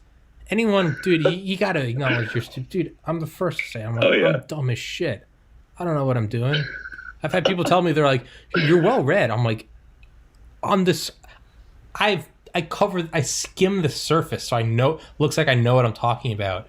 I'm with you. I'm like CubeSats. I'm like, dude, I listened to an hour lecture on repeat last night while I played Grand Theft Auto, just so I kind of know what I was talking about today. That's my girlfriend. I think it's time to time to cut it. But dude, we'll definitely have to pick this up another day. This has been awesome. Well, dude, we're all fucking quarantined, so I'll shoot you my I normally have work weekends, but it's all the fucking bar's closed. So let me know if you want to do one this weekend or something, or I'll just shoot you my schedule for all the days. And I got your number. We'll keep contact. I don't know why the fuck I'm acting like it's difficult to reach me. I'm like, literally. You've been. I've gotten interviewed by some people, just a few people, and it was much less fun than this. So I've appreciated this a lot. Fuck yeah. Well, that's good for me to hear, man. I don't want people to not have fun on here. It's great because I've been like, when people write articles, it's like conversational, but they definitely have their questions that they're jumping to on their sheet of paper. But I like this. This is very conversational and good. Yeah, the only paper I have is just so I stop fucking interrupting. I like it, man. I think a podcast will grow well with time. I think you're pretty engaging. I like it. I appreciate it, man. Yeah, my notes aren't even fucking My notes are only applicable for like a minute before I forget what they said. I was talking to the Delta Force guy, and I made a note that said Eckhart Tolle. Eckhart Tolle is this super like new agey spiritual guy, and I was somehow going to try to tie it into Delta Force. I have no idea, and I never did, but here it is. Delta Force, Eckhart Tolle. Yeah, but the point being, that's the only paper I have, man. Yeah, dude. All so, right. I know you got to go. Out, So, Tommy, yeah. it's been So, good. Godspeed, brother. Don't die. And yeah, Stay safe. I'll text you. Let's do another one. All right, see you, man. Bye. Peace, brother. Peace.